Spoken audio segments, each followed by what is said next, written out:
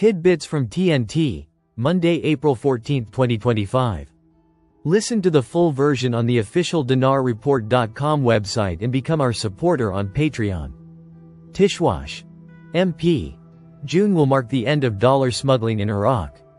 Member of Parliament Majid Shingal confirmed on Sunday that June will witness an end to dollar smuggling operations, noting that strict oversight will be imposed on the funds of companies, politicians, and influential people. Shingal said in a statement monitored by IQ, "Our transfers are currently considered dollar smuggling, but the situation is now better. I believe that in June, regular correspondence will be adopted, which will significantly reduce smuggling, and may even lead to its near disappearance." He noted that some type of oversight will be imposed on the payment system in Iraq, including knowing who paid, how they paid, and where the money was spent. These processes will be automated to ensure transparency and track expenditures. Shingal explained, "The goal of these measures is to reduce the amount of support provided to factions and those loyal to Iran. It is true that reaching zero support is not currently possible, but we are very close to achieving it, and this is the primary goal." He added, "Another goal is the entry of 60 American companies into the Iraqi market daily, and this is a very positive sign." He pointed out that these measures will include political forces, influential people, and corrupt individuals, not just factions, as there are many individuals with improper financial dealings. In June, comprehensive oversight of companies, funds, and all audits will begin, and this is in Iraq's interest. Shingali continued, "I heard that there is a freeze, block, of some politicians' funds in foreign banks, and this is said, but I do not know how true it is. In the same month, the official audit will begin, and these accounts will be revealed, to whom they belong, and where they were transferred. It is worth noting that these accounts are located in Europe and can be stopped at any moment." He concluded by saying, "These politicians always benefit from the money they steal from people in their countries and deposit in foreign banks, but in the end, they get nothing from it."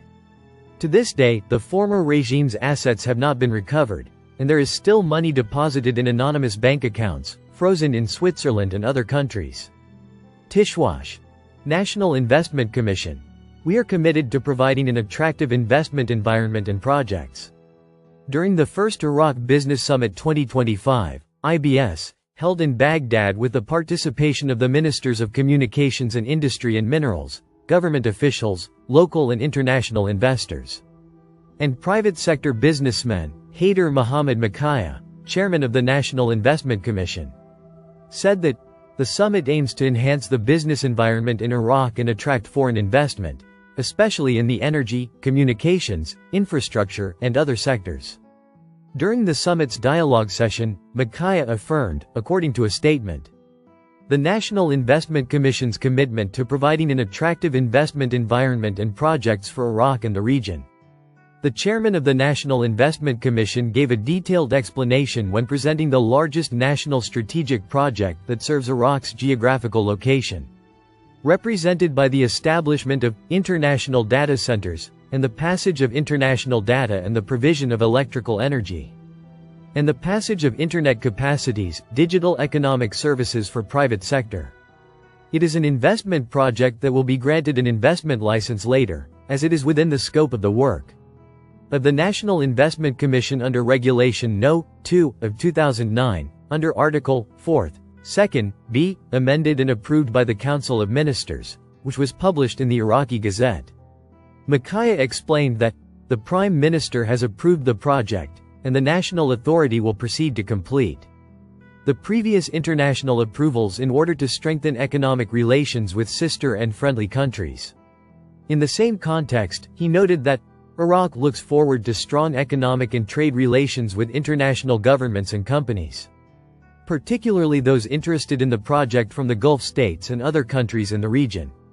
This reflects the National Investment Commission's commitment to enhancing the business environment in Iraq and attracting foreign investment by providing the necessary facilities and guarantees in line with global trends toward major investment projects. The summit's opening session focused on the importance of digital transformation in supporting the Iraqi economy, while showcasing successful models of public-private partnerships. It also addressed financing and international cooperation, which reviewed the mechanisms for financing major projects and the role of international financial institutions in supporting economic development in Iraq. Tishwash. Al-Mashadani confirms to a U.S. delegation the possibility of developing and amending the Iraqi constitution.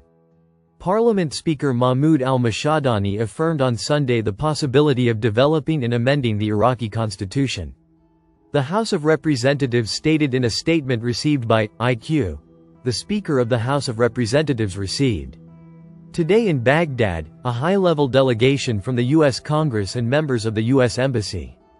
During the meeting, bilateral relations between Iraq and the United States were discussed within the framework of the Strategic Framework Agreement, and ways to enhance joint cooperation in the political, economic and security fields. He added, the visiting delegation included Representative Adam Smith, the ranking member of the House Armed Services Committee for the Democratic Party, Representative Sarah Jacobs, Representative Michael Baumgartner, Representative George Whitesides, and Representative Wesley Bell. In addition to the U.S. Chargé d'Affaires Daniel Rubenstein, and a number of advisors and professional staff members of the Armed Services Committee.